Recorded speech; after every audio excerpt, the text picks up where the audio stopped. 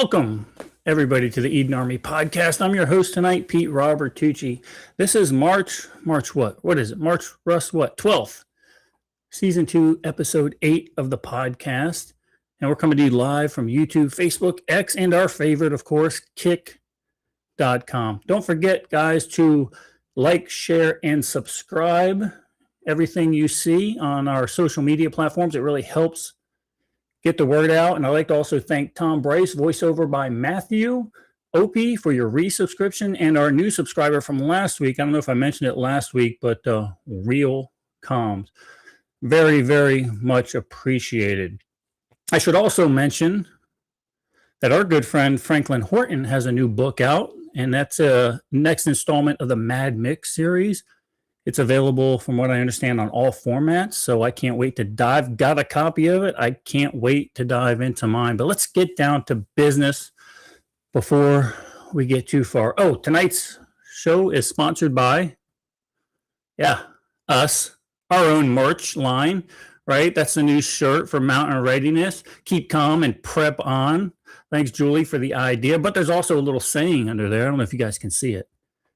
Little saying from the book 3 Days to Eden. Well, actually, I think it was the second or third book when Alala makes an appearance.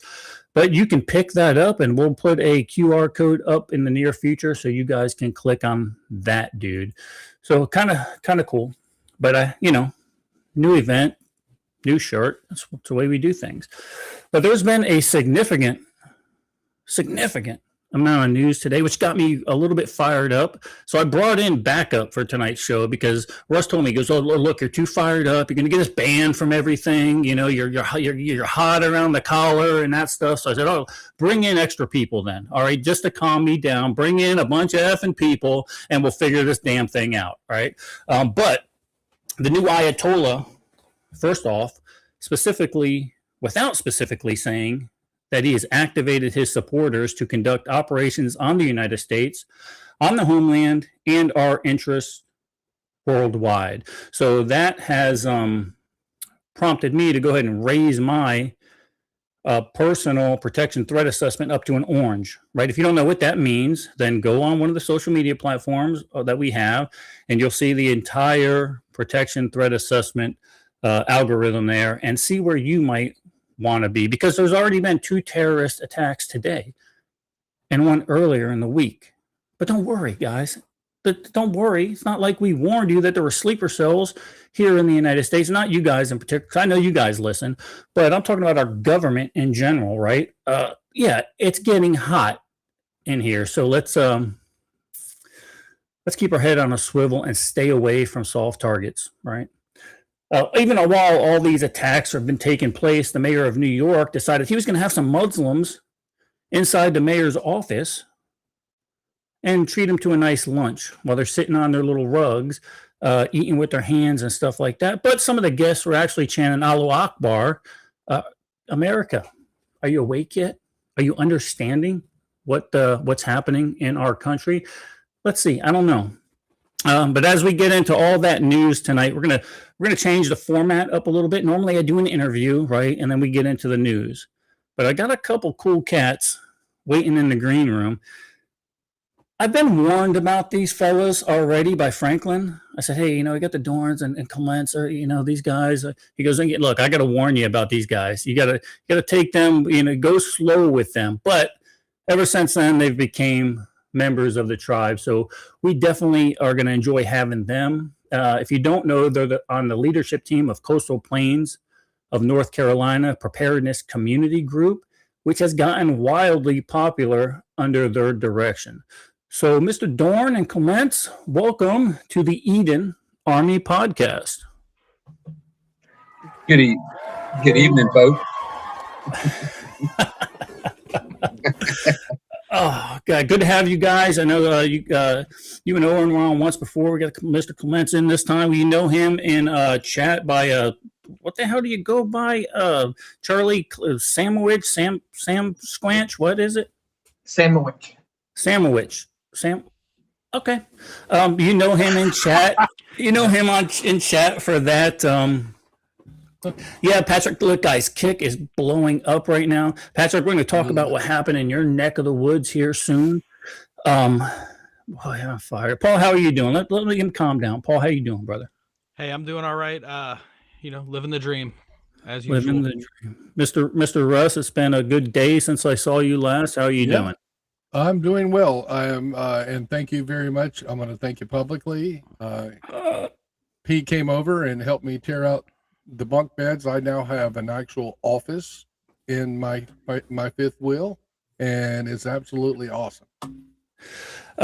Yeah, no problem. That was an easy fix, and looks like we got you all set up. Guys, we're going to do the format a little different tonight, just because I value the opinion of our guests, because they're probably just as crazy as we are, right?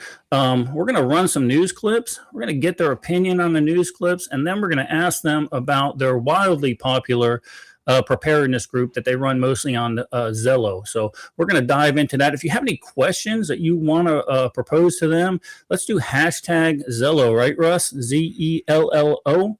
And we'll get questions over to them while we have. I think we're going to have them for the entire show, unless they, get mad at me and start breaking shit. Mr. Dorn said he does that sometimes. It's a weird thing. It's a weird thing. So let's dive into our first. On my dad. What, Mr. Dorn? Let's get into our first order of business today, and that's the first thing in our news. We'll stay domestic here real quick, and I don't know if you guys have been following this Jesse Jackson funeral, and where his son came out and said, "Look, guys, I get it. My father's dead, but let's not get political during his funeral." So, of course, those psychotic leftists, never leave a tragedy where you can't benefit from it. They went on to do the following. Do not bring your politics out of respect to Reverend Jesse Jackson and the life that he lived to these homegoing services. Right. Come respectful and come to say thank you. But these homegoing services are welcome to all. Democrat, Republican, liberal, and conservative, right wing, left wing, because his life is broad enough to cover the full spectrum of what it means to be an American. We only ask people to come and be respectful in the context of the extraordinary life that he lived. Each day. So let's see what the liberals did during this very solemn moment. We wake up to some new assault on our democratic institutions. Another setback to the idea of the rule of law. An offense to common decency. Every day you wake up to things you just didn't think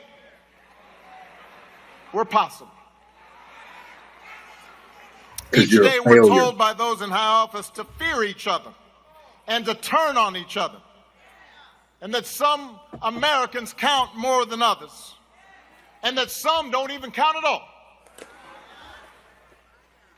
Everywhere we see greed and bigotry being celebrated, and bullying and mockery masquerading as strength. We see science and expertise denigrated, while ignorance and dishonesty and cruelty and corruption are reaping untold rewards every single day. We see that. So let me just say, I predicted a lot about what's happening right now. He sounds pumped as all get out. That cackle. I'm not into saying I told you so, but we did see it coming. Yesterday,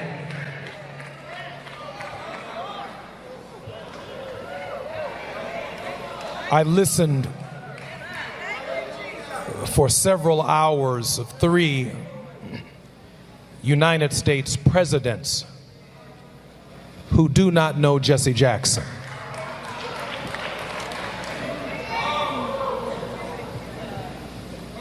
He maintained a tense relationship with the political order. So, guys, he specifically asked them not to do that. Specifically asked them. for just one day, put politics aside, but they couldn't do it. Guys, what do you think of that? What do you think? What's your opinion? Look, Roy, I feel like you have an opinion on all this. Why would you think that? It's just a hunch.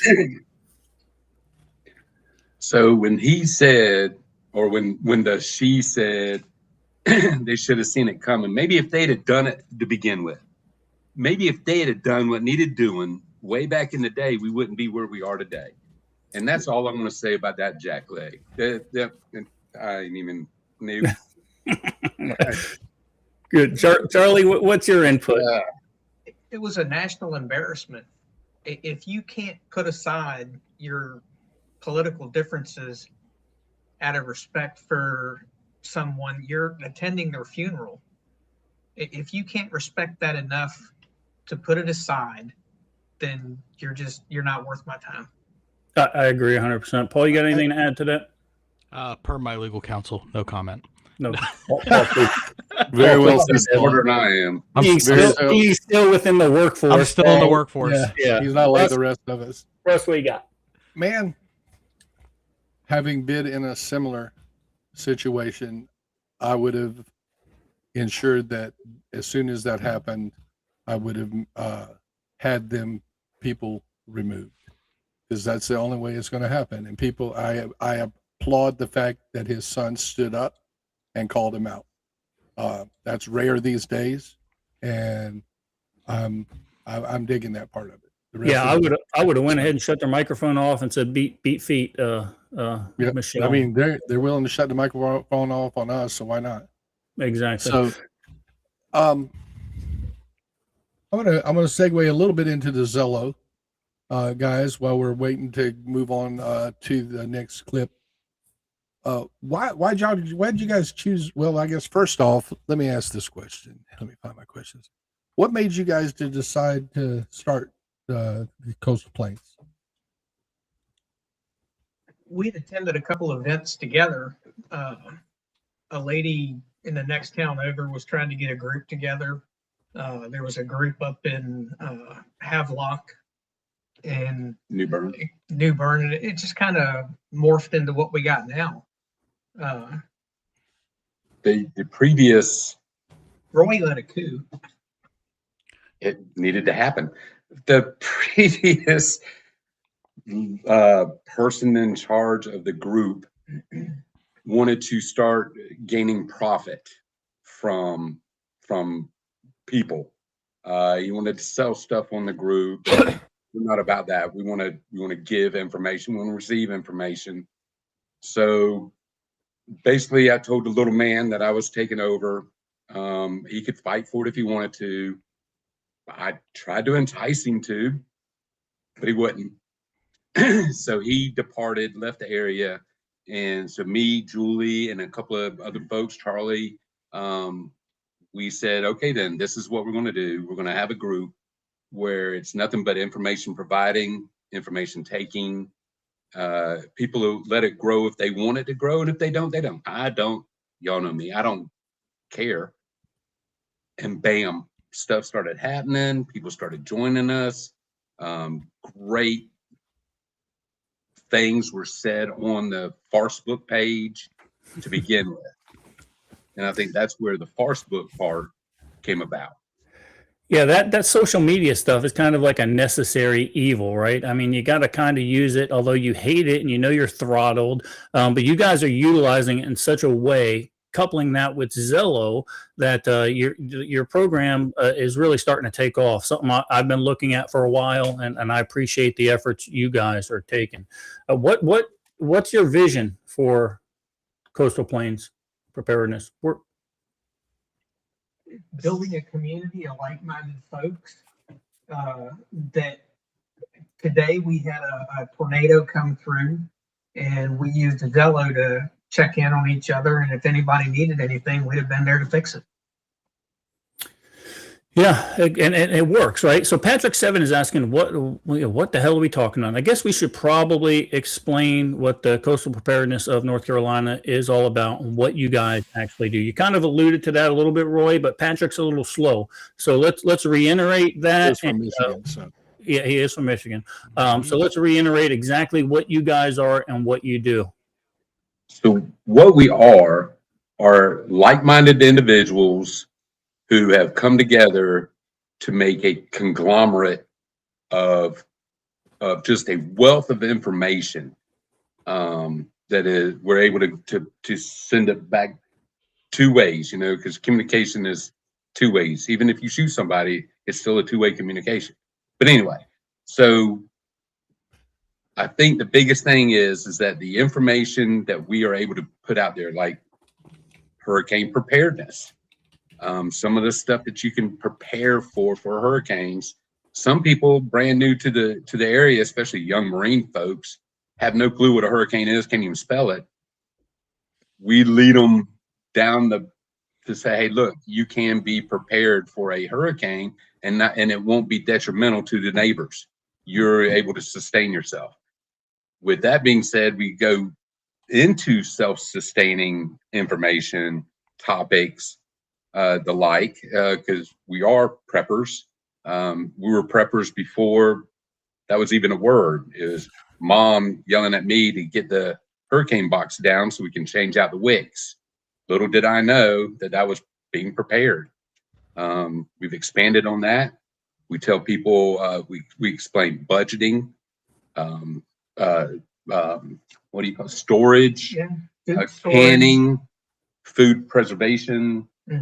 Every now and then we'll get into, you know, trip wires and booby traps, but we're not the tactical people. I've worn the vest.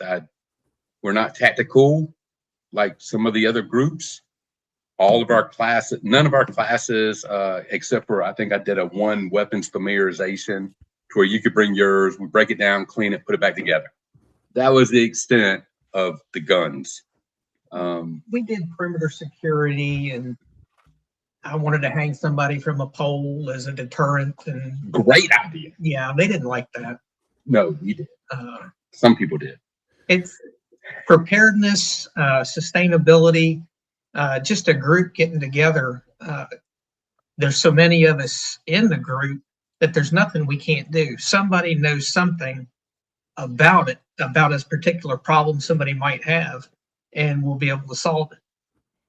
And this is not just for people in North Carolina, right? This information sharing. So it's pretty much open worldwide, right? Some guy in chat right there says you're awfully well known in Australia. I don't want to know what that means, but I'm assuming that it means it's from the group. I mean, I know that is the land down under, but you know, I don't want to assume things. Yeah, we don't judge. Absolutely. I mean, for example, Nick Meachers in our group, he's in Pennsylvania. We have, depending on where he's at, Pa Jeff or me Jeff, which is either he's in Maine or Pennsylvania, one of the two. We have folks as far west as the mountains here in North Carolina. There's somebody in Virginia. Joel's in Virginia. And so everywhere, because yes, we talk about hurricanes, but we also talk about like normal preparedness stuff, like how to get stuff on sale instead of spending your money for one can of corn, you know. So it started out as a local group, but it's morphed into pretty much everything east of the Mississippi. Right. And Patrick also goes, he says, oh, it's only a Zello group. It's not just that, right? You guys have meetings, you have campouts, you have a big community going on. Zello is just a form of communication. If all you rely on is your cell phone, you're so far behind the power curve, it's ridiculous. Zello is nothing more than another form of communication that works when cell phones don't. And I'm sitting here, I praise Zello because of that fact.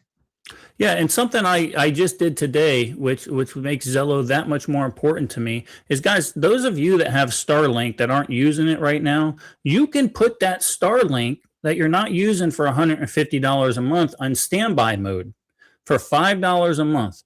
And guess what that does? So when your cell towers go down and your telephones are down and everything is just looking weird, guess what you can do? You can still send Zello information in standby mode for $5 a month using Starlink. Something to think about.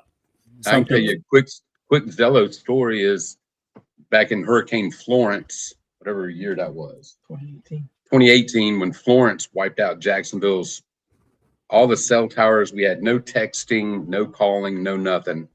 We used Zello to contact a buddy of ours just outside of Tampa, Florida, who was able to call our kids in the middle of the state to let them know we were okay. And since then, I swear by Zello and what it affords us the ability to do. And we're going out to our camping area. There is one 100-meter area that there's no internet. That's the only time that I can't get on Zello and call somebody. Perfect. Yeah, so it's a good platform, and it's another tool in the toolbox, right, guys? So, Roy, I kind of saw how mad you got on that last little clip. I think this next clip is just going to make you so happy that you're just gonna get rid of the crayons as a snack, and you're gonna stop eating pork, and you're gonna do all that stuff. So I'm gonna run this next clip because in case you guys were wondering what's happening in our society, in case you were wondering what the end goal for our enemy is, let's listen to them right out of their own mouths. We as Muslims want to implement here in the United States. We believe the Constitution should be replaced by the Quran. First move that I will do, I will abolish the Constitution and I will establish the only logical and rational Constitution, which is the Quran and the Sunnah of Rasulullah sallallahu alaihi wasallam. When it comes to spreading Islam on a societal level, that method prescribed is jihad. Allah subhanahu wa ta'ala has prescribed that the ones who don't accept the ruling of Islam, they must be fought. Ooh, I got a hell of a world shithole you came from, and have at it. Well, Charlie, tell us how you really feel about that, my friend. Yeah, I agree. But look, the reason I brought that up, guys, is because this is what we are facing. This is not third world stuff happening ocean away. This is in our back door right now. In our back door. This is in our big cities. And I'm going to show you how much this is in our big cities here in a little bit. But, I almost hate. Why did he bring me on here? Right. Roy, what do you think about this? Am I just doomsday prepping? Am I just a conspiracy theorist? Am I Islamophobic? Tell me, what do you think? Set me straight.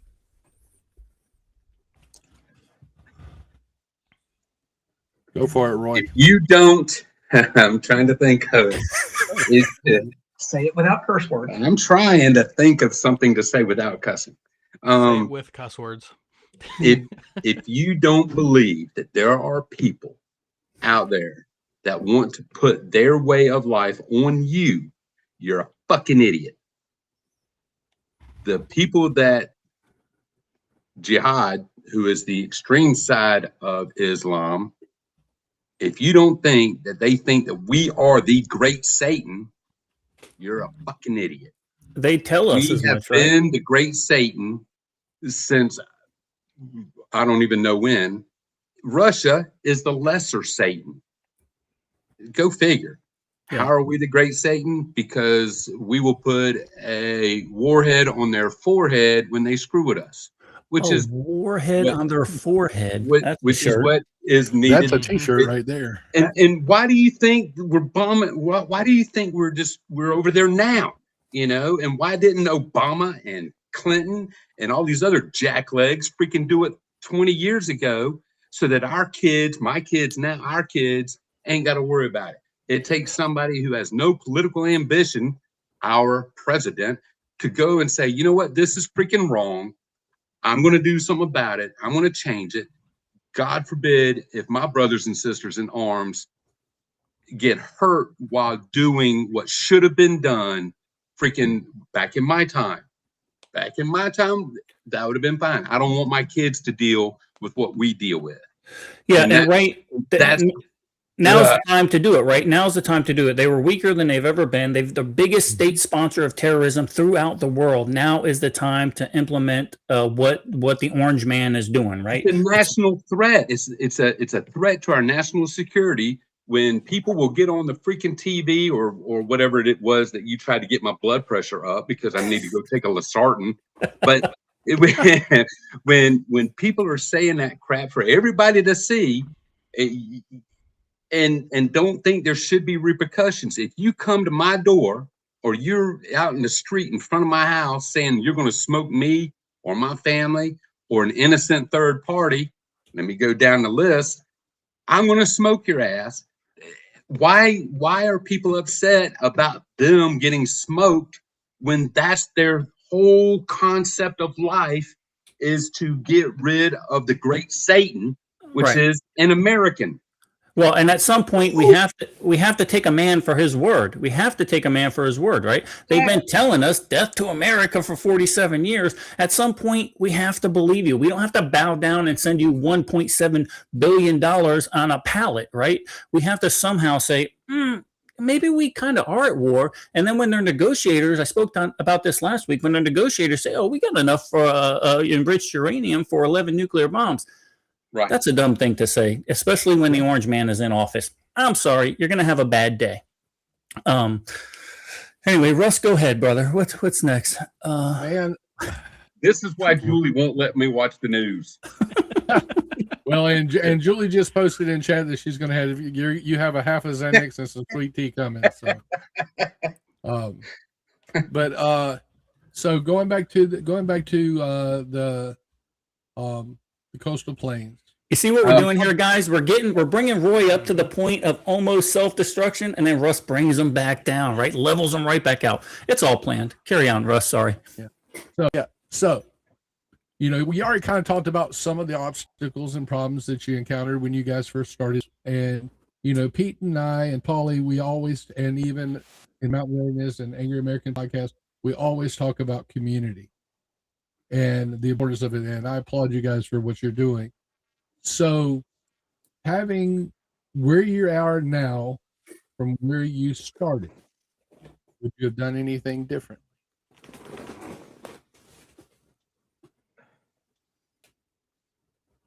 Other than not let people like me in. Maybe better use of social media to increase the size.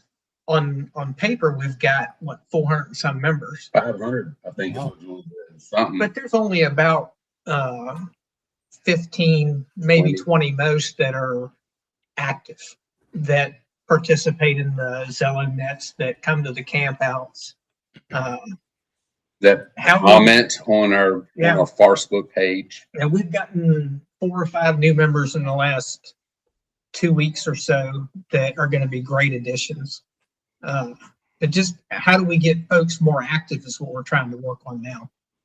Right, and that's any preparedness group, right? I mean, I've been a part of many preparedness groups, and you have always those 4 or 5 guys that are just your core members, right? And it's sad. Maybe people will wake up to what's going on in the world. What I saw happen is once the Orange Man got in office, everybody chilled out. They thought the world was a great place now, and you don't have to worry about preparing anymore, right? But you still have natural disasters. You still have, look, when shit hits the fan, it means something different to everybody. Maybe you lose your job. Your job, or a tree hits your house. It could be anything. So it's not all about political. Look, I know I harp on politics a lot because it is very important in society, but it's not all about politics. It may be your air conditioning and your heater failed and it's going to be 20 degrees out tomorrow. That's a problem, right? That's a shit hit the fan scenario, right? So it all comes down to social media engagement. If you look at the clips that we just showed, I mean, every one of those was pulled from social media. So it's really about creating content that's going to engage somebody, and then, rolling from there. Absolutely. Yeah, I agree. And Charlie, do you have something to add to that? We've recently discovered, I'm sure other folks knew about it before, but ChatGPT, in creating graphics that grab your attention, that may help us a little bit. But what you said about being a part of a group, something goes wrong, that's what we do.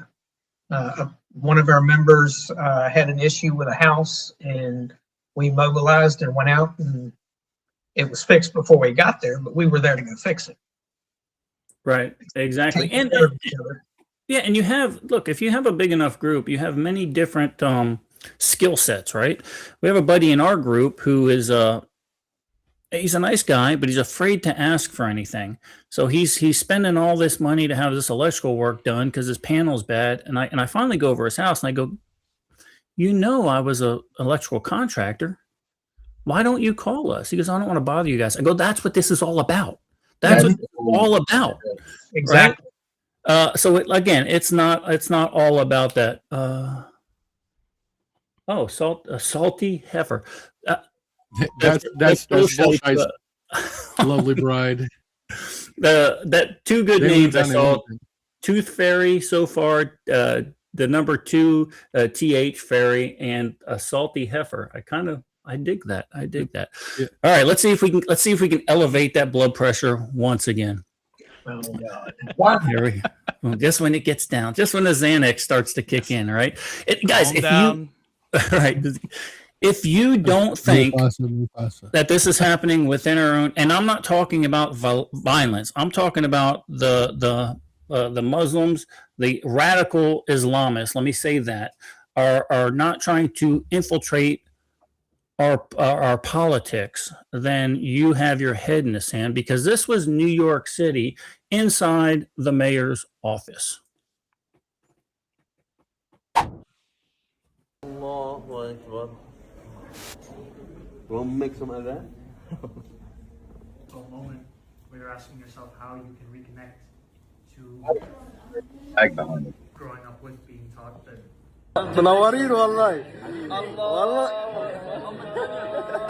Right before.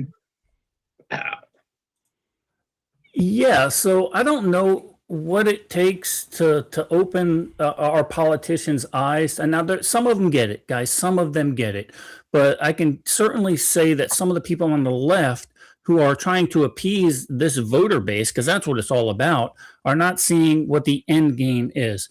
I'm going to do something different here. Roy, what do you think about that? You're such a dick.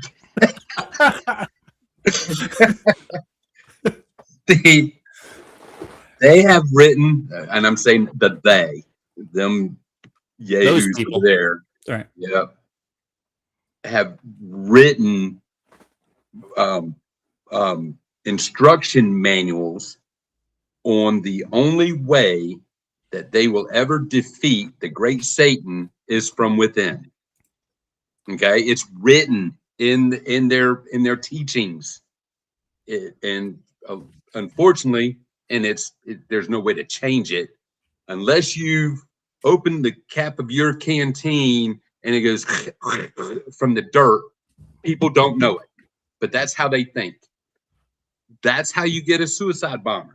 They don't care if they're going to go see 700 Virginians when they die. They don't care, because as long as they take somebody down that's a great Satanist, their life is great, and that's how they think.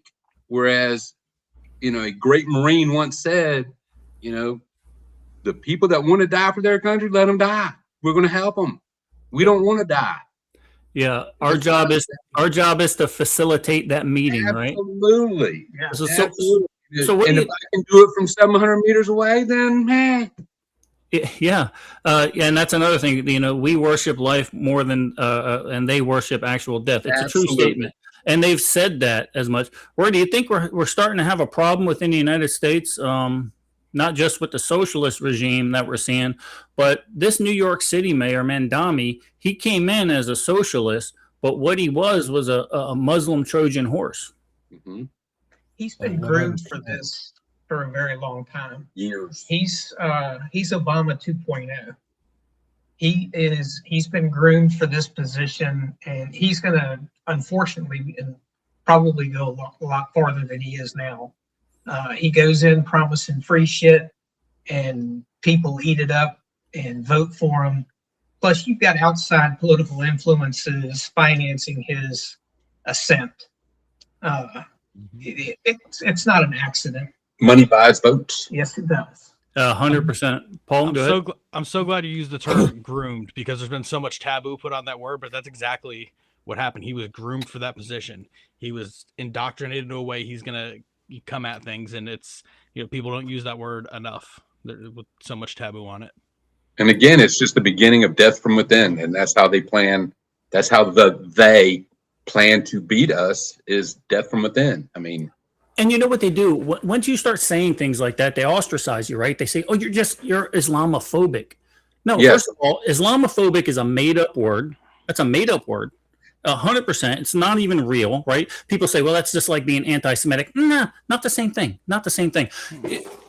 If there was a rabid dog in my room right now that's ate 3 people, I would be a little worried about that dog, right? Mm-hmm. Okay, that's the same thing of Islamophobic. That's what they blink. That's what they call you when you realize you're rabid dogophobia. Right. Well, and then of course the Muslims don't like dogs either, but that's a different story. Russ, go ahead. Man, I tell you, okay, time to bring everybody's blood pressure down again. So, too much? Too late? Too late, Charlie? Okay. So I'm not quite sure. I know Roy and I met, years ago at Heritage Life Skills, and Charlie, we met. I think the first time we met was at the meetup last year before last in March. And what would you guys, in regards, because Pete talks a lot about mutual assistance groups and different things like that, and while I don't necessarily think I would classify it as a full-blown mutual assistance group, but you guys are in the right direction for that with a few caveats to it. What do you think you got right so far?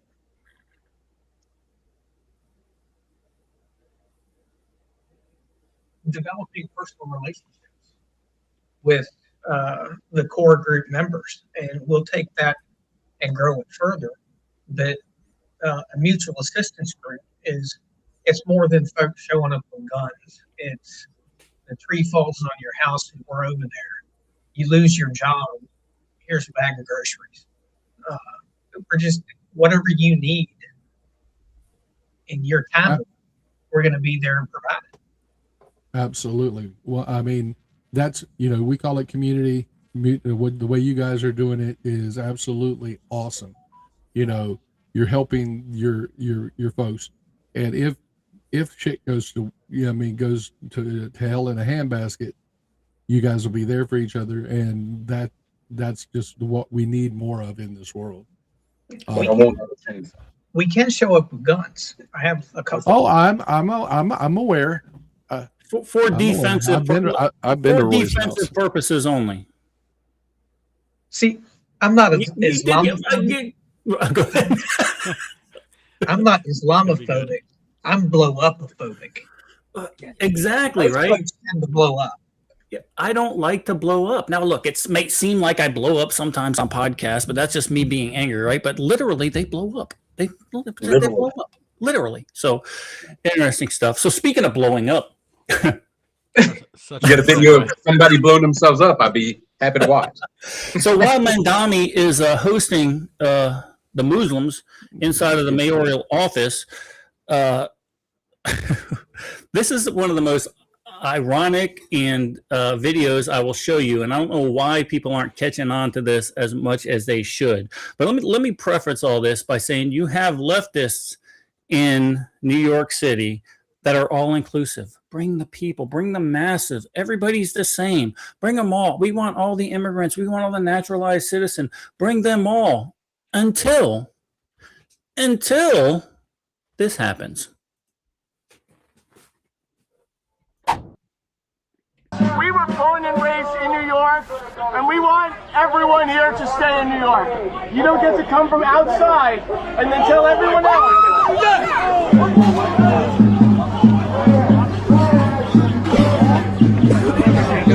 move. Somebody literally who he's fighting for throws a bomb over his shoulder and yells Allahu Akbar. That's the most ironic video I think that we're probably going to see in the next decade. Most ironic video. It shows that these two groups of people are two branches off the same tree. Off the same tree. Go ahead, Russ. And situational awareness. I'm sorry if I see somebody throw something and run. I'm running, and my old fat ass is running as fast as I can go. And they're like, "Ooh, what's that? Let me get a picture of it." You know what? No, I'm not. No, my blood pressure's up now. Nope, I'm done. I think we need more people like that because it would call the herd and we'd have less idiots running around our streets. All right, so you said I might damage my bullhorn while I'm yelling and screaming. Yes. How can I protest if someone's throwing a TATP bomb over my shoulders? How dare you? I'm fighting for you people. And let's mention this terrorist attack, right? There were two terrorists involved with this. And I'm going to tell you some significance about this particular terrorist attack. There were two Pennsylvania men. They drove to New York City.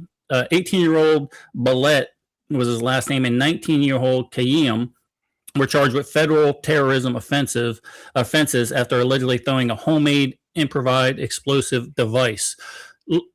It was far more than an IED, right? It was far more than that. They used TATP. And if you know anything about that particular bomb, they're lucky they didn't blow up making it. First of all, it's worse than nitroglycerin. First of all, the fact that they were able to engineer that and deliver it, of course, it didn't go off, but that tells that they had some training. Now, both of these men went to Turkey, and here's the other thing. They say sleeper cells. No, sleeper cells don't exist. These two men did not know each other until the day of the attack. They did not know each other until the day of the attack. What does that mean? That means they were both activated without knowing each other. That is the very definition of a sleeper cell, right? That compartmentalizes everything within the different cells. So if one guy gets caught, he doesn't know that Ahmad Muffer is the other guy until they make the attack. It's happening right here. That's correct. It was used to bombers in London, subways, and double-decker. And if I remember correctly, I don't remember if Richard Reed had TATP. When I went to bomb school in Score, New Mexico, this was the one compound of chemicals they were most worried about for a terrorist attack within the United States. And that was a Department of Homeland Security put me through that. And they were very, very worried about that. And that was 10 years ago. Russ, what say you? I'm of two minds about it. You know, I wish it had blown up on their way there. That's poetic justice, in my opinion, and I'll leave it at that. And I'm going to need a minute to come up with another question for Roy and them. I'm thinking about one. So let's run the next one because they're definitely going to need to get calmed down after the next one, and I'll bring one back then. Do you want to run the next clip before you have another question? Yeah. I want to get Roy good and spun up before I ask him the last question. Wow. Well, this is actually an uplifting story. It is. I mean, it's not 100%. It's very tragic. But this next story we're going to talk about, it's never going to happen here in the homeland. It's never going to happen. Okay.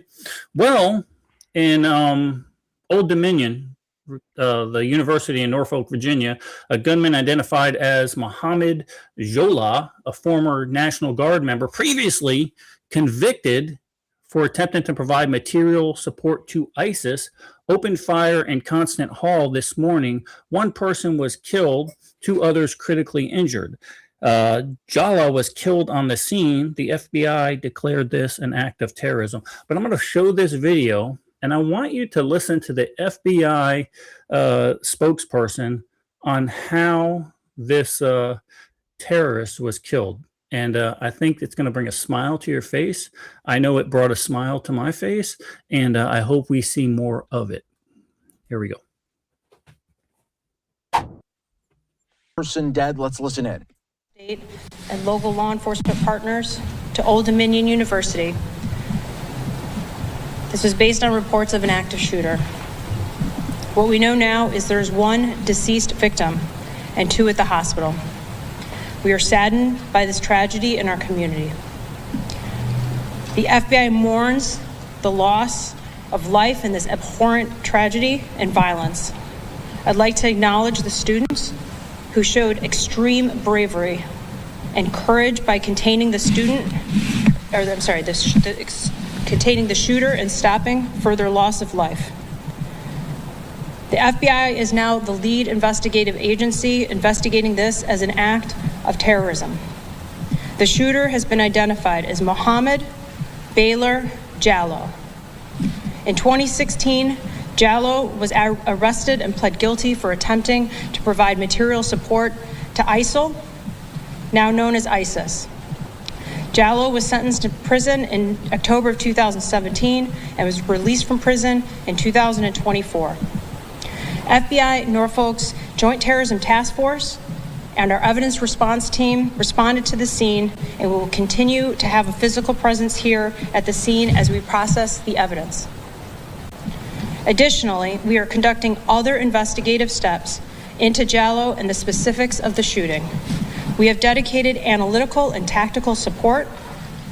We are aiding in this investigation throughout the entire time. We will continue to work alongside of our partners and those in the community to find answers. The FBI continues to ask for the public's help in providing any information that could lead us in resolving this investigation, and we remind the public that any detail, no matter how small, could be useful. A collection of those small details may help paint a complete picture. We ask that the public submit their tips to www.fbi.gov/ODU shooting. Do you have any questions for me or for my partners here? Yes. With still little details that we know about this shooting so far, how are we able to confirm that this was an act of terrorism? How it was an act of terrorism? I can tell you that we have confirmed reports that prior to him conducting this act of terrorism, he shouted or stated Allah Akbar, and he was formerly a subject of a FBI investigation in material supporting terrorism. Agent, were there explosives in his car? We have no information about any explosives in his car or anywhere else at this time. Did he have one weapon? As far as I know, we only know of one weapon that he had on his person at this time. What kind of aid was he giving to ISIL 10 years ago? He wanted to conduct a terrorist attack similar to that in Fort Hood, Texas. Is there any mention of the war in Iran right now? None whatsoever. How was he deceased? So the question now that this reporter asked is, how did this terrorist, how did they become deceased? And this is the FBI's response. It's so great. There were students that were in that room that subdued him and rendered him no longer alive. I don't know how else to say it, but they basically were able to terminate the threat. So he was not shot? He was not shot. So let's read between the lines here. He wasn't shot, but there were students in the classroom that rendered him not alive any further. Good for those students. First of all, you are American heroes. And just remember, should you decide that you're going to attack a soft target, let's not make it a target like Old Dominion, because you might FAFO yourself. Just saying. Anybody got anything to add to that? Having lived in Norfolk, Virginia before, they got some of that Seven Cities vengeance down there. Because that's great. What do you think over there, Charlie and Roy? Those students should get free tuition for the rest of their time there. Agreed. And a free subscription to Case Pocket Knives. Yes. I agree. Russ, what do you think, brother? I applaud him, man. That gives me hope for this younger generation that's following us. You're seeing a lot more stuff like that on social media, not necessarily of that magnitude, but simple things like, offering to cut someone's grass, or opening a door for a woman that's ahead of you in line, or whatever. There are good young folks still out there, and I just hope that they can continue. I agree. Before we go on to this next question, Paul, I see a lot of rambling in chat that the gas prices are through the roof. I'm sorry, guys. We're attacking someone that's been at war with us for 47 years. If you can't come off $18 extra, a fill up to stop a terrorist regime that murdered 40,000 of their own citizens, you're in the wrong chat. You're in the wrong effing chat. All right. I don't know what to tell you. Paul, go ahead. So, so I know you guys were talking a little bit about social media before. How are you guys finding new members for your group and linking up with like-minded individuals? Word of mouth from other members. Folks that we know, we invite in. Those folks invite other folks in. So it's just word of mouth. Somebody comes over to fix something like Your Spectrum guy. The Spectrum guy was asking questions about, stuff. We started talking. Come to find out, he would like to be involved and joins the group and goes from there. So it could be the plumber, the guy that does the air conditioning. He wanted to join the group. So even though they have a job to do, they'll stay 20 minutes trying to figure out how to get on our group. Mm-hmm. It's just because of you come to my house. I mean, everything's in pretty plain sight. So, what are your thoughts on this, or blah blah blah? You just start talking, and it goes from there. Are you guys you gotta stand at attention? Are you guys also encouraging them to share the group as well? Yes. Yeah, we just had the folks last night, or whatever night it was, Tuesday night. The next door neighbors of the people that have been on our group listened in to their Zello on one of our topic nights, and then joined the group the next day. And like Tuesday was their very first rookie time, and they called themselves the new rookies on our Zello chat. But it was just a rag chew last Tuesday night. The Saturdays we do topics, and that's what really got them interested. Our topic nights are a lot of fun. Share a lot of good information, and everybody gets to chime in on what they do, what they have been doing about the topic, and things like that. Absolutely. And I really like the format that you guys use. You guys do your topic based on Saturdays when people have a little more time, and you pick a topic, you let them know what the topic's going to be about, and the folks come in and that's what they talk about.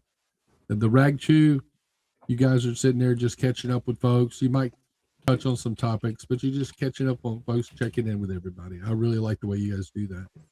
Yeah, and you guys run it like an actual ham net, right? The Zello, you run it like an actual net, which also, guys, if you're not into ham, helps you get familiar with how ham nets are actually ran. So when you do finally get your license, now you're already familiar with the formatting.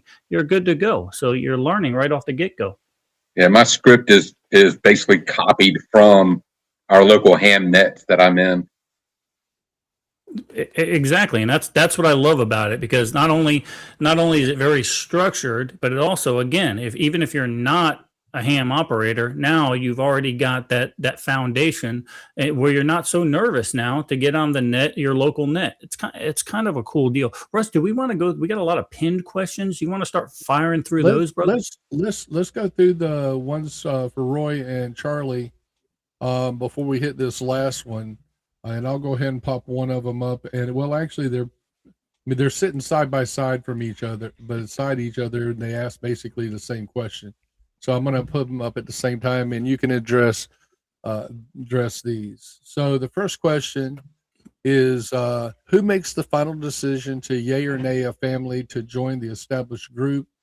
And then also, do you need to be a member of your group to listen and talk on your Zello channel? The first one is that so normally when you join our group, we have admins here. These guys, I'm not admin, but anyway, so I know that's what you call me, but so they'll look into the folks's, what are you part of any other groups? Are you active in any other groups? And there's like 3 or 4 questions. Yeah, there's a 3-question group that they have to answer, and they'll get admitted into the group. One of our members is almost like an FBI stalker. She will investigate you. She'll know what you had for breakfast when you were 4. And basically, she saves me the trouble of hunting people down. That's how that works. Because I don't want somebody who is a sleeper or a troll or whatever in the group just causing hate and discontent. If you cause hate and discontent, I mean, you're allowed to speak your mind. I'm proud to have served for 20 years to allow you to speak your mind. And we have folks that are a little on the other side, yeah. But it's okay, because you got to have that common ground, because you're still trying to be prepared and you're still wanting information. As long as you're not stupid with it, bring it. It's okay. I'll have a beer with you if you want to tell me how bad Trump is. That's fine. I'll drink your beer and I'll nod and I'll get up and I'll say, well, they're not coming over for dinner, so I'm okay with that. So you have a vetting process, and makes complete sense. You want to have like-minded folks that are interested in preparedness, right? And I've said this to a lot of different folks that I've talked to over the years. It doesn't matter what side of the aisle you're on. If a significant shit hit the fan event happens, it's going to affect everyone. Yeah. Mm-hmm. And that's why it's okay to me personally, even though I think I'm very much the easy going kind of conservative guy.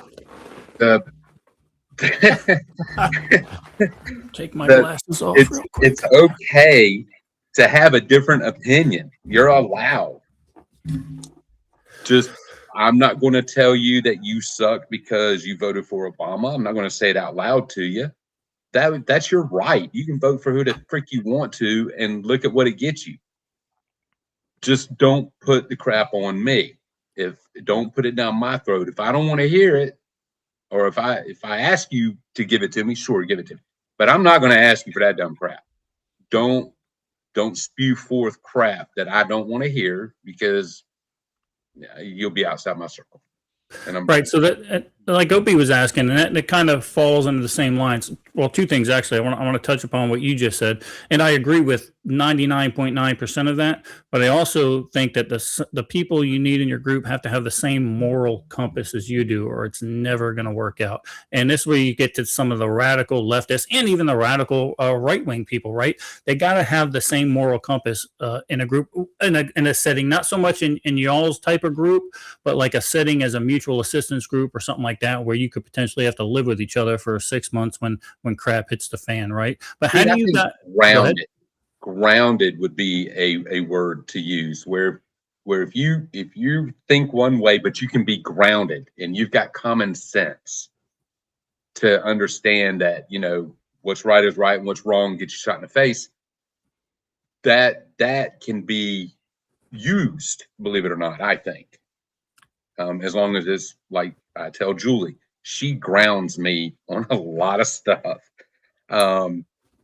But it's good to have that grounding there. That's how I think. Am I going to agree with everything you think? Do you think we should eat Cheerios? No, I won't Raisin Bran. So shut the hell up. Go eat your Cheerios, or I'll check the same. You see what I'm saying? Yeah, 100%. There's different levels of. All we have is Cheerios. Then I'm going to go drink a glass of chocolate milk and not eat none because I don't want Cheerios. Right, exactly. Whatever. Yeah, and Opie had. Go ahead, Charlie. What was that? membership is not permanent. If more than 4 or 5 folks get rubbed the wrong way, you can be asked to leave. Or we have a backhoe. And I know pig farmers. And pig farmers. And I can choke slam the shit out of some people. So. Yeah. All right, let me calm these two down real quick before they go off the rails here. Opie asks, how do you find like-minded individuals? And then Tooth Fairy said some people come out to meetups prior to actually joining the Facebook and Zello groups, and you also welcome that. So are you finding that more people are meeting up with you personally and then joining the Zello group or the Facebook group, or is it vice versa? I think it would be vice versa. What in the hell are you dropping? My phone. I thought something was about to blow up. We've had a lot of success with the folks getting into Zello to start with, and then coming to actual events. Yeah. Although we do have some brand new folks that I met on that flying thing, who we told them we were going camp. They asked, hey, we're going camping. Told them where we were going camping and what we were doing at the end of March. That's our little camping classes thing. Both of them are like, heck yeah. Who do I need to call to make a stinking reservation? Ain't spoken the word preparedness to them at all.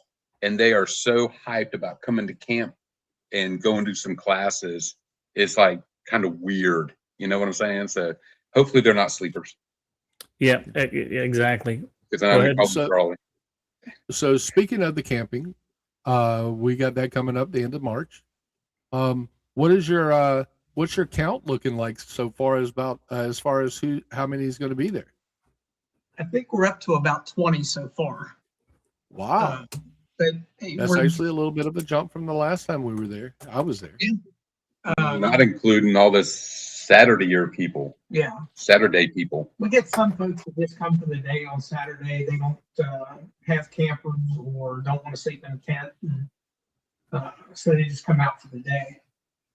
We've got some good classes coming this time. We're going to harvest some chickens and have those for dinner Saturday evening. What are some of the other ones we're doing? No, I was supposed to post those, wasn't I? You were. It's farce book. I don't get on there. We're going to have park shelter setups. We're going to do the animal processing. We're going to have a dental readiness and medical readiness class.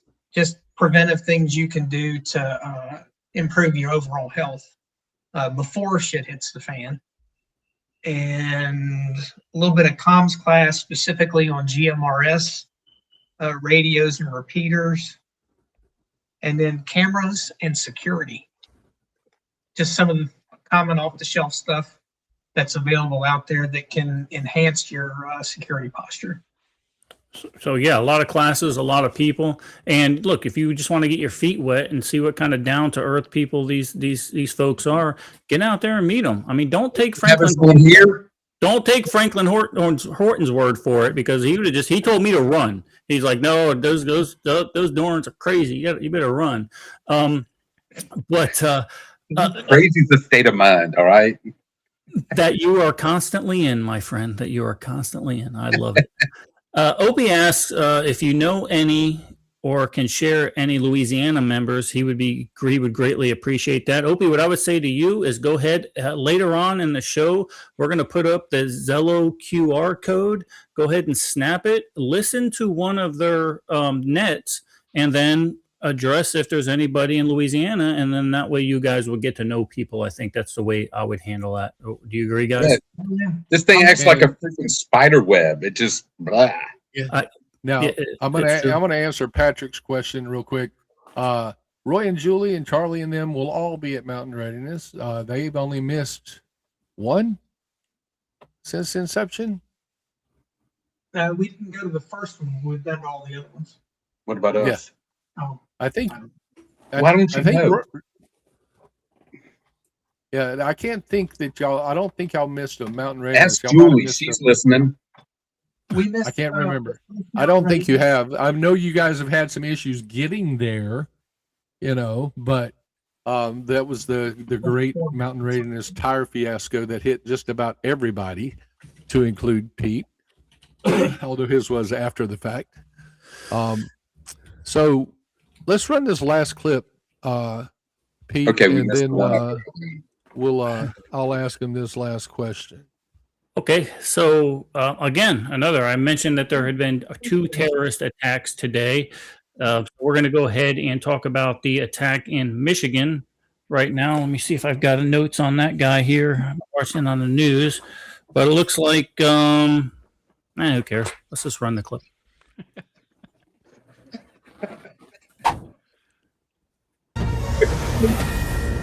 Good evening, I'm Bill Malugin, and this is your Fox News report. An attack on a synagogue near Detroit. An armed man driving a truck with explosives into the Temple Israel Synagogue and school before shooting. Security shooting back before the car erupted in fire, leaving the driver dead. 140 children were at that school. Thankfully, though, none of them hurt. Synagogues have been on high alert since the start of the Iran war. The team inside that building was very queued up. The chief had communicated directly with their head of security weeks ago. Yeah, so churches and synagogues are not the soft targets they used to be, right? I can tell from the last 10 years, I can't count the amount of churches and synagogues I have personally trained for their safe teams, right? And understanding levels of protection, right? The orbs of protection and stuff like that. So those are some of the things that we go over. This particular group was very well trained. They were able to eliminate the suspect either by gunfire or he just couldn't get out of his car quick enough before he ignited himself.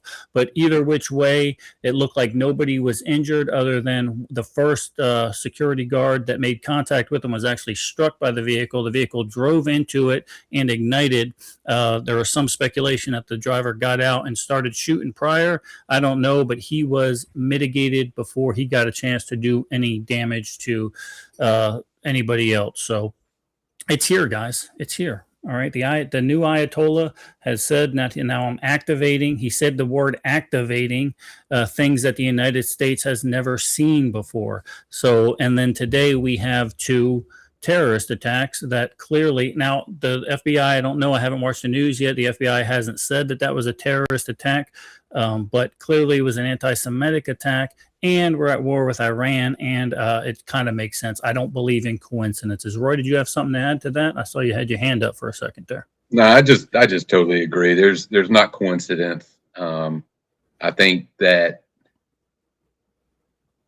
and like you said to begin with, if people don't believe that there are people in this country who are willing to let themselves be killed in order to hurt us, they're stupid.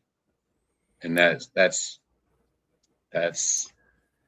you need now and any other time that I can remember, but I'm just a baby.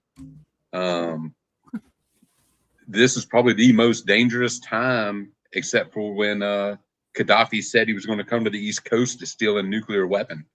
Yeah, how'd that work out for him? Yeah, that worked out well for him.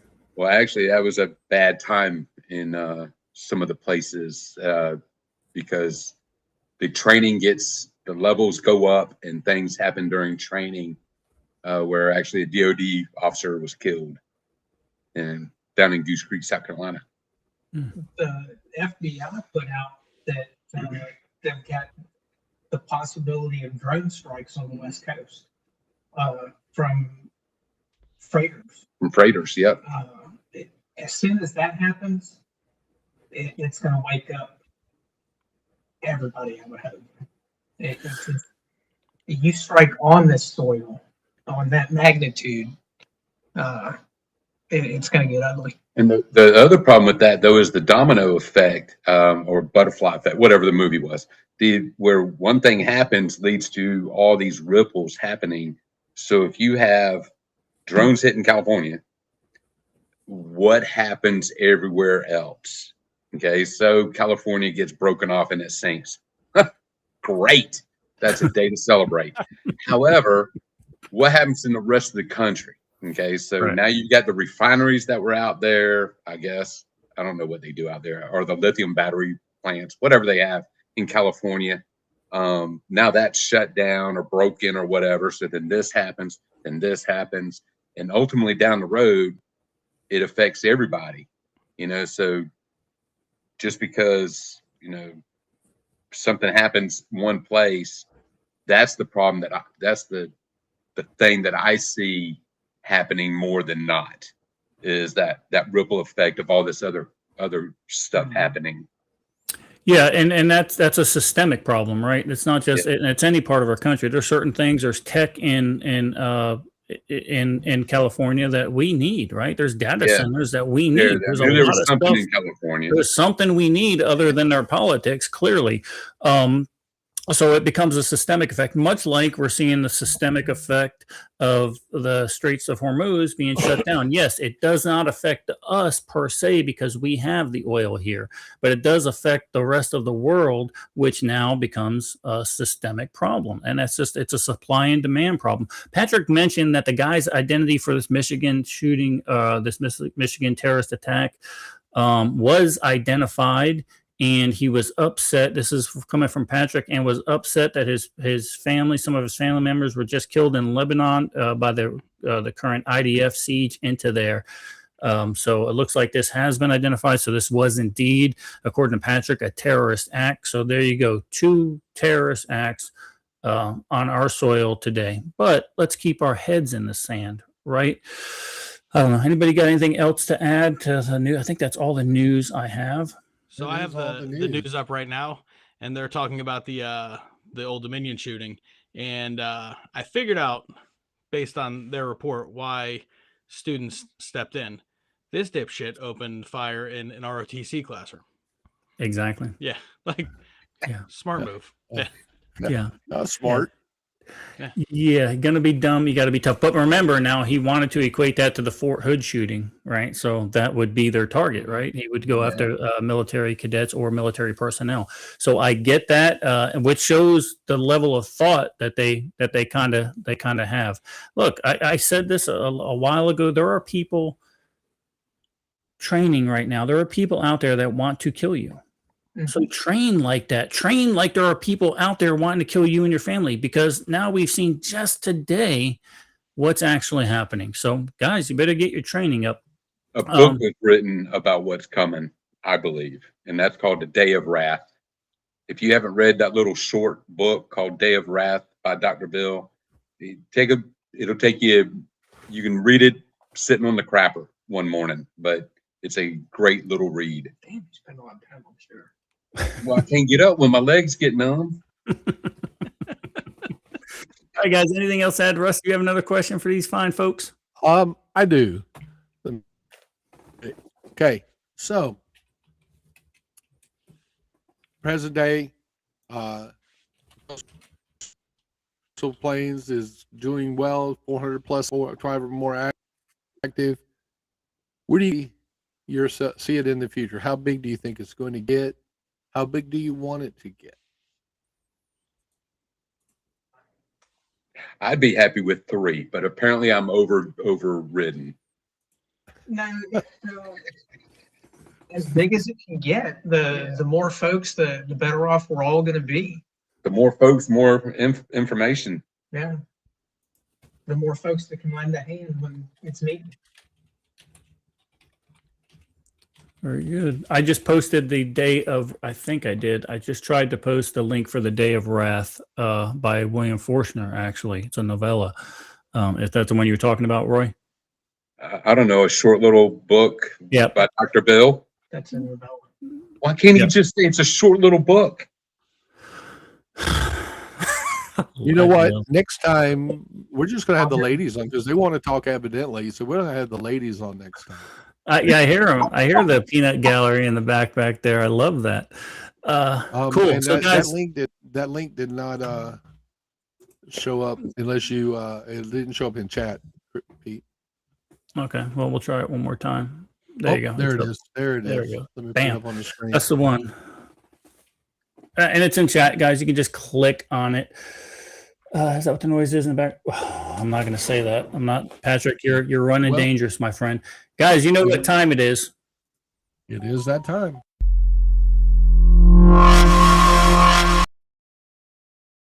the week. Russ, what you got? Got a prep of the week? What'd you do this week? I acquired some freedom seeds for my long gun. And I am continuing to repack this RV of mine to head out to a wedding next weekend, a weekend after next, sorry. And then the weekend after that, I will be up in Burn area with our guests, and looking forward to it. So I had a great, Teresa and I had a great time last time we were there, and the time before that even more so. So we're looking forward to it again. Outstanding. Paulie Paul? This is for the people that are great at reading lips. You're muted again. Anyway, it happens every time we get to the prep of the week because Paulie never has a prep of the week. I'm starting to see a pattern. I'm starting to see a pattern here. All right, I'll go. Go ahead. No, you're not. Hear me now? All right, we hear you now. Can you hear me? Yes. Great. No prep this week. Called it. Do that next time. Zero prep of the week. Just zero. Oh goodness. Oh boy, his prep. That's funny. Patrick, Don't talk shit, Patrick. You're close enough that I can drive there. My prep of the week, guys. We do our weekly training. Of course, we concentrated on the upcoming FTX we're going to have next weekend, where we're going to be touching on radio communications. We're going to talk about a little bit of land nav, and then guess what the guys are going to do in the group? They're going to walk with their pack. They're going to walk about 2 miles with their pack, see what they really don't need in that pack for their get home bag. And then once they get to this place marked on the map, they're going to live out of their pack for 2 days. Oh, and by the way, we will be running patrols and having watch set up on a 3-hour cycle. So we're going to see what day 2 looks like after staying up all night, because day 2 is actually where we are going to do a little bit of running and gunning. So yeah, that's my prep of the week, and it'll be my prep for next week also. But Jason says no tents, but what if this is what I was thinking about today when I was thinking about you on the shitter. What if you carry a tent in your get home bag, right? That's kind of what you're carrying it for. I get it, stealth camping, but I got a low profile 1-man tent. It's like a little bit back. It's a bivvy sack for men, right? Okay, now I understand you 80-pound guys can live in a little bivvy sack, but this 225-pound Italian guy is not crawling in a body condom. It's just not happening. So there you go. I will have my little tent, so that'll be my prep of the week. Russ, go ahead and start pinning up the folks. They're all pretty much pinned. I'm gonna start up here to the top. Okay. Patrick 7, as always, organizing a training session this weekend with his new very small mag. So Patrick, you got to start somewhere, and hopefully that little manual I gave you is starting to get people thinking the right way. But that's outstanding. I'm glad you're taking the lead there, brother. Well, and then we have Bullshite, who, aside from changing diapers, is planted some blueberry bushes. And I think I saw in the chat the Bullshite. I think you and your lovely bride, and maybe the young Mr. West, will be at Roy and Julie and Charlie's event. So I'm looking forward to that. I hope everything works out well and you guys will be able to come. Let's see what we got next. I'll let you read this one there, Pete. Okay.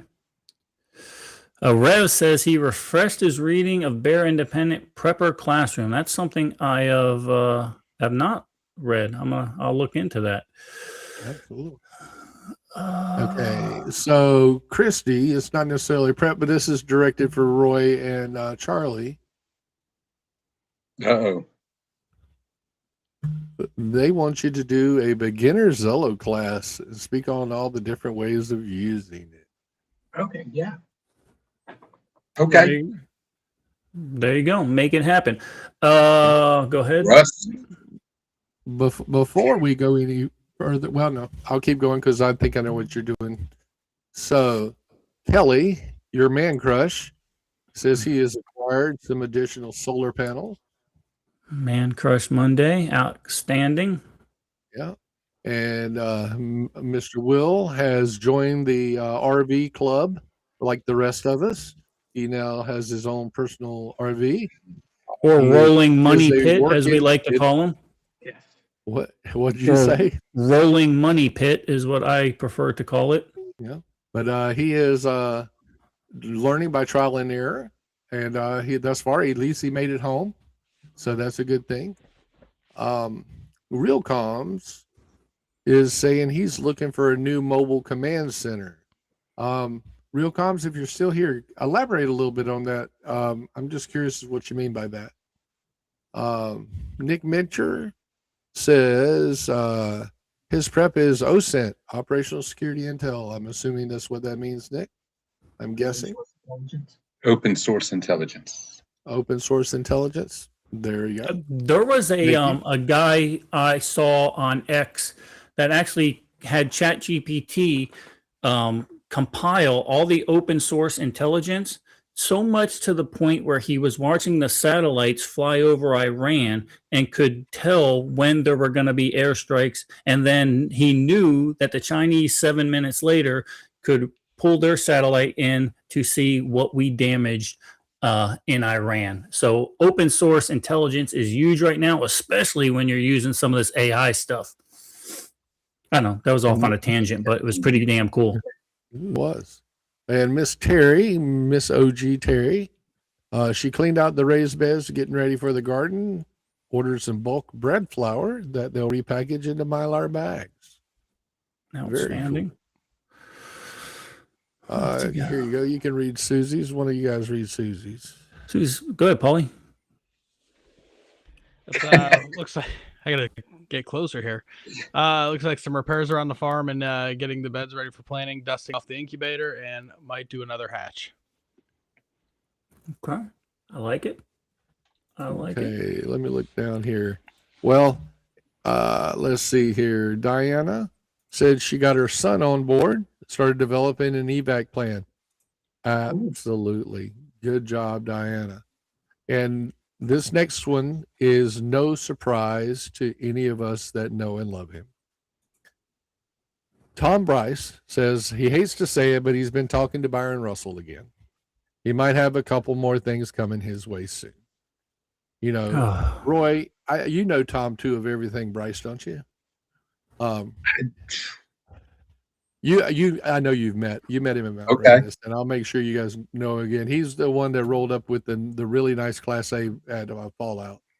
Okay. And he is infatuated with Byron Russell's guns from Graybeard Armory. Let's see who we got next. Oh, Tom, just a heads up on that little Freedom Seed thrower that came my way while you were down here training. I know there was some accuracy issues with that from what I was reading the reports on, but I don't know. I mean, I'm no sharpshooter, but I put 3 rounds within a dime at 100 yards with that particular Freedom Seed dispenser. So nice. Yeah. Carry on. And the last one before I ask one final question, Firedoc says he used the grinder for some wheat and made some bread. Nice. Start to finish. Very nice. Very nice. We ain't done that yet. Yeah. All right. So I've actually, the only thing I've done close to that is I ground popcorn and made cornbread out of it. It was tremendous. Absolutely the best cornbread I've ever had in my life. It was that good. So my last question to Charlie and Roy is, what was your preps of the week? Because your brides did not add anything into the chat, so it's up to you guys. Got the house pressure washed and a little camper maintenance because my bug out bag is a 40-foot fifth wheel.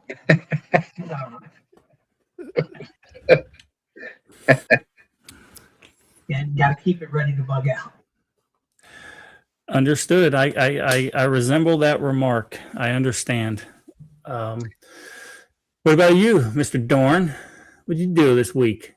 This week has been keeping Julie from crying about the state our camper was returned to us after letting a family stay in it for 3.5 months. So we've been dealing with cleaning the camper to include having to wash all the dishes, because who puts away greasy food? Anyway, but then we're going to do potatoes. We're going to can potatoes hopefully the beginning of next week.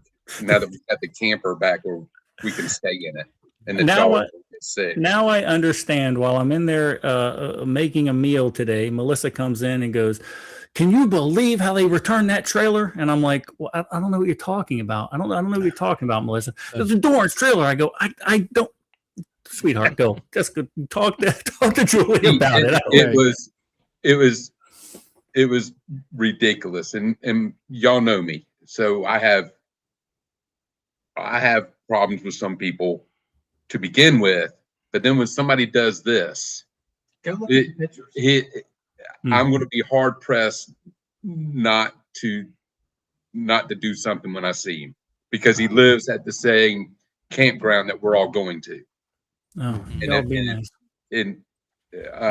Right.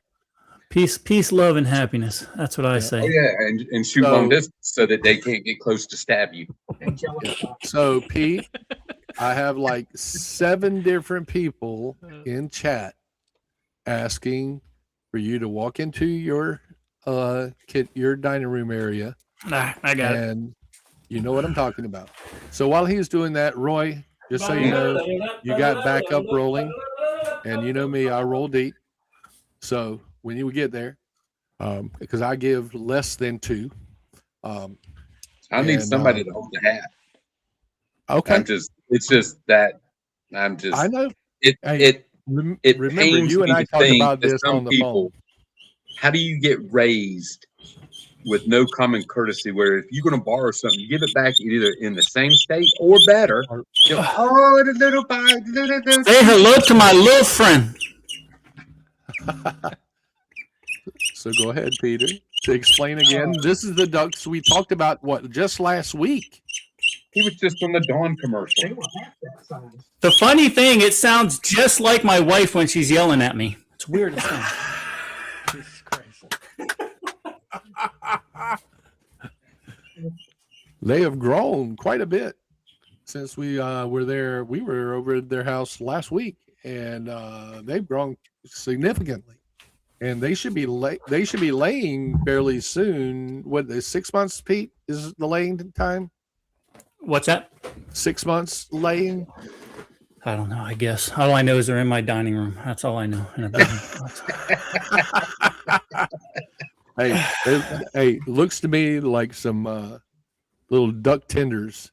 So, well, apparently these are khaki something, and they're supposed to be the best egg layers known to mankind. So that's all I know about them, other than they smell up my dining room when I'm trying to eat dinner. At least you're not cooking them where they smell worse. No, it might get to that. It might get to that. Cool. So what else? Oh, what do you got, Russ? Nope. Nothing. That's it. All right, guys, we do this little thing where we let everybody give their parting words. So we're going to start with our guests tonight. You're going to go big screen, and you're going to give the parting words, a little bit of tidbit of advice for the viewership. Go. Advice for the lead. Keep your head on a swivel. Situational awareness. Know where you are, and be ready to back up your buddy. Yes. Be willing and able to help out those who need it.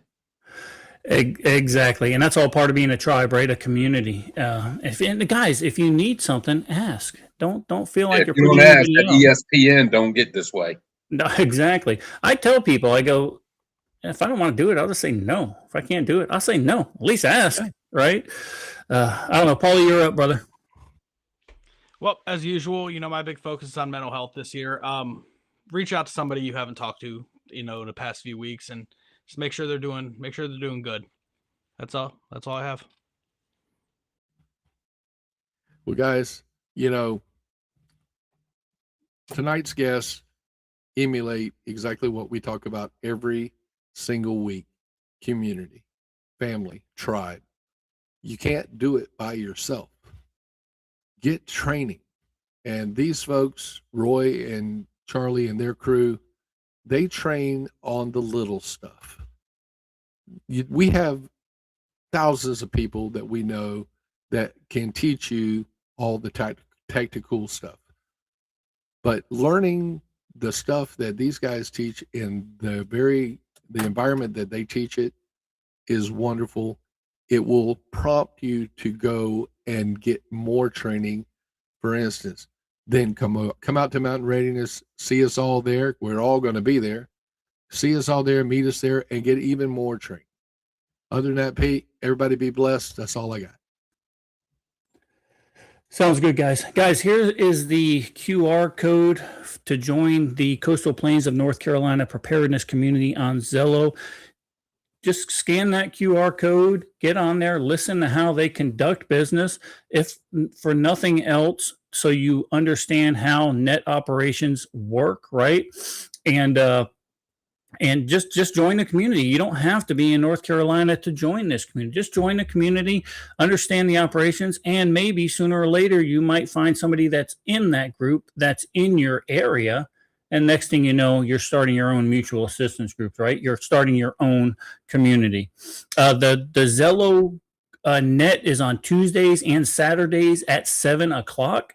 So you can listen in. You can be little creepers if you want. You can creep a little bit. You don't have to say anything. I do that a lot. I just sit in the background, and then every once in a while I'll just text, hey, I'm here, but I'm shy today, right? And then that way they put it on their notepad to see how many people are actually participating. It helps them out. The other thing that helps them out, guys, if you see them, get on their Facebook page, and this goes for any of the people you know that have a small business or a preparedness group. Share, comment, and like their stuff. And it's huge when you share their stuff, because that gets their word out, right? That builds their community. And if we're not doing that, what are we here for, right? If we're not here for building a community of like-minded people, what are we doing? So that's all I got to say about that. And guys, look, I know I get fired up sometimes about the complaining about gas prices or this or that. I get it, but that's all we're inundated with in the news. But understand the history behind it before you whine about the little things, right? There's a lot of history behind Iran. There's a lot of U.S. soldiers that that don't have legs anymore, that never came home because of that evil regime. Right? So if I got to pay a couple extra bucks for gas, I'm good. So guys, don't forget, again, Tuesday and Saturday, 7 p.m. is the Zello net for the Coastal Plains, North Carolina Preparedness Community. Make sure you scan that QR code and just give them a shout and share their stuff when you see them. They're on Facebook. Guys, remember, there's people out there trying to kill you. Train like it. If you can't be safe, well, be dangerous. Thanks for watching the Eden Army podcast. Don't forget to hit that like and subscribe button. And remember, be safe. If you can't be safe, be dangerous.